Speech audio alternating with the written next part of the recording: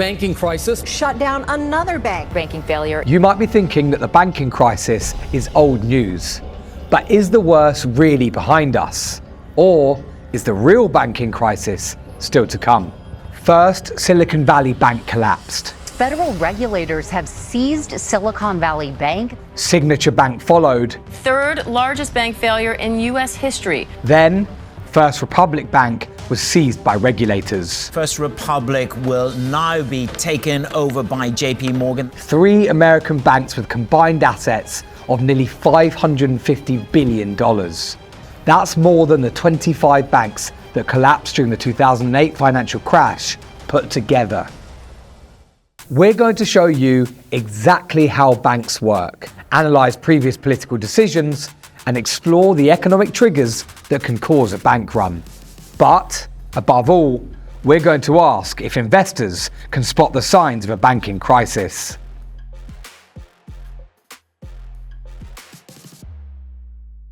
At the start of 2023, the government told us that the banks were fine. Americans can have confidence that the banking system is safe. But investors still pulled out their money. So what went wrong? Well, let's remind ourselves of the basics. Every bank has a balance sheet divided into assets and liabilities. Assets make banks money. That's loans or securities like bonds and stocks. And its liabilities are the things banks owe someone else, like deposits. A bank fails when its assets go bad and it can't meet its liabilities. The bank makes money by taking in deposits of individuals and businesses and paying little to nothing for that, promising simply that the deposits are safe, and meanwhile the bank then lends that money out at a much higher rate of interest. But here's the problem. It takes longer for banks to liquidate their assets, in other words, get their hands on their own cash, than it takes for scared depositors to withdraw their money. And when that happens, you're left with a bank run. Bank runs became uncomfortably fashionable during the Great Depression of 1929, as over 9,000 banks collapsed. Back then, if the bank holding your money failed, you were left with nothing. So the government guaranteed all deposits up to $2,500 in an attempt to bring back some confidence. No sound bank is $1 worse off than it was when it closed its doors. And for a while, it worked. Until these guys came along. I, George Herbert Walker Bush, will faithfully execute the office of President of the United States.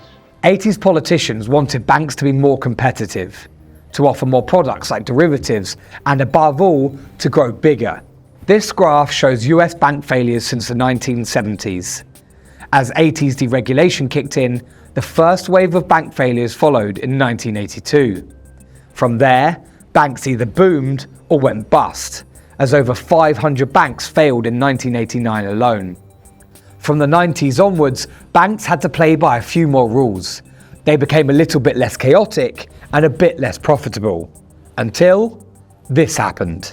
What in the world is happening on Wall Street? This could be the most serious recession in decades. We're in the last days of this country surviving. A toxic combination of cheap credit, subprime mortgages, and a real estate boom caused one of the deepest and longest recessions in history.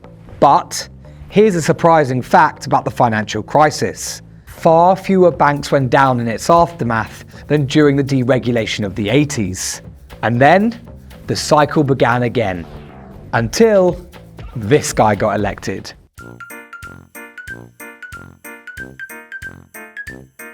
I know words, I have the best words.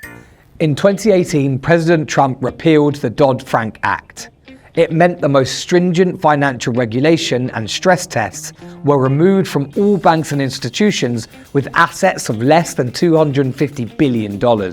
We have a situation in which, like a piece of poorly constructed theater, after every banking crisis, we have reforms, we have interventions, we have regulations.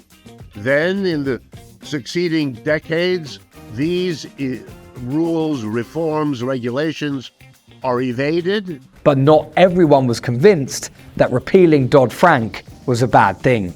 They softened some of the Dodd-Frank Act, which was much too draconian. It was not because the banks were not taking too much risk, but rather banks got into trouble because they were taking too little risk, because they were buying all these safe government bonds.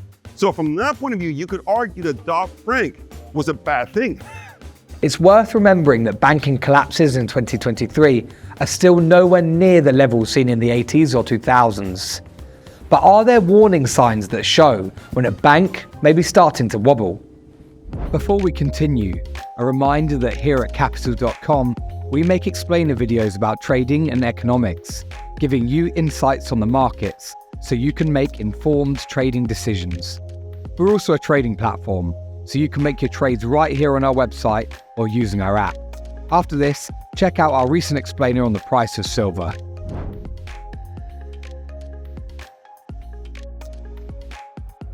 Some things in life are unique. There are fingerprints, Musk's valuation of Twitter, or the number of US presidents who claim they lost because the election was stolen. I just went through a rigged election. It's the same for banking crises. No two are identical. But we've looked at the data and found some similarities. First up, a drop in equities, or in other words, a fall in the stock market. Here's our graph of banking failures since the late 90s. Now, let's add on the performance of the S&P 500, an index that tracks the biggest companies in America. Here's the dot-com bubble bursting. A number of banks went down just after, but not many. Here's the financial crash, and we know how the banking sector responded. But for now, the post-COVID dip hasn't caused a reaction in financial services. There is a correlation, but it's not as close as we'd like.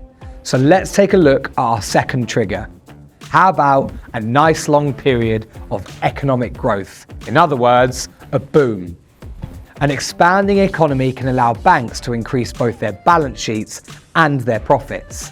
But booms can also create financial bubbles, which can cause the value of a bank's assets to fall at terrifying speed. But does an economic boom always lead to a banking bust? Well, yes and no. The booms of the early 80s and 2000s were followed by banking crises, but growth in the 70s and 90s wasn't, and the same is true for 2023 so far. A big long bull market doesn't necessarily mean it's time to go short on the banks. Next up, real estate.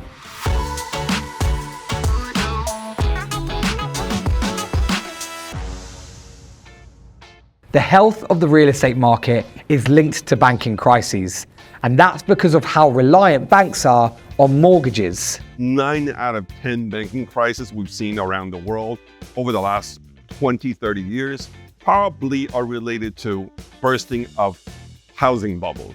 And because banks typically have big exposure to mortgage market, so when the housing market bursts, people stop being able to pay their mortgage loans. That's when banks get into trouble. When US real estate went into a decade-long slump, we saw the 2008 spike.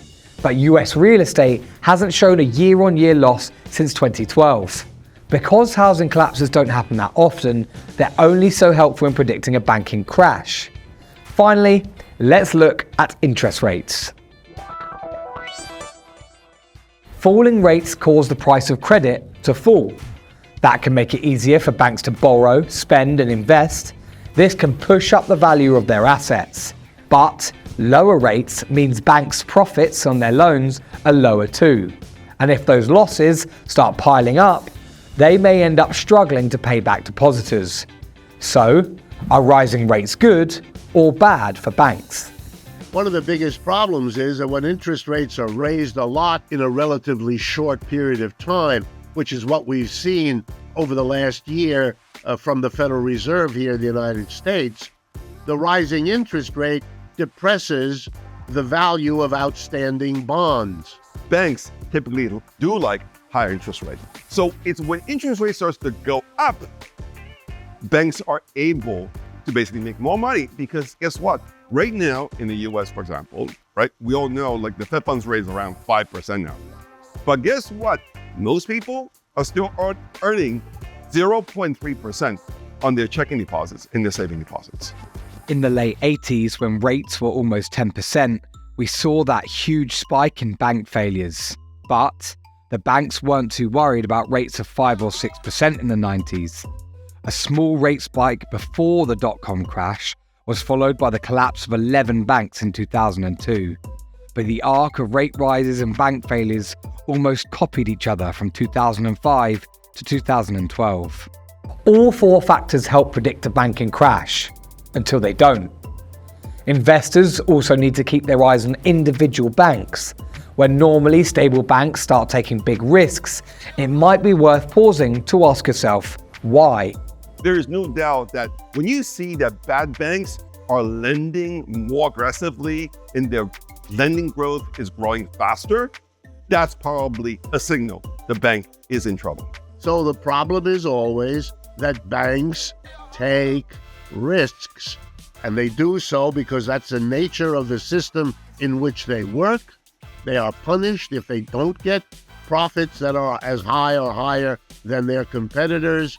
They're rewarded if they do, so they do, and then they take risks. And periodically, the risks they take don't work out. Now we know the when and the where, and a bit more about the why. But what you probably want to know is what's next. For analysis on exactly what happened in 2023, as well as how it compared to the run-up to the 2008 crash, you'll need to watch the second part of our series on how to spot a banking crisis. For details of that, don't forget to subscribe and keep your eyes on our channel. Thanks for watching, and remember that the price of stocks and shares may vary depending on changing market conditions. You can read more of our analysis by clicking on the links in the description below. And don't forget to subscribe to stay alerted to our regular chart analysis videos each week and other explainers on big financial topics of the day.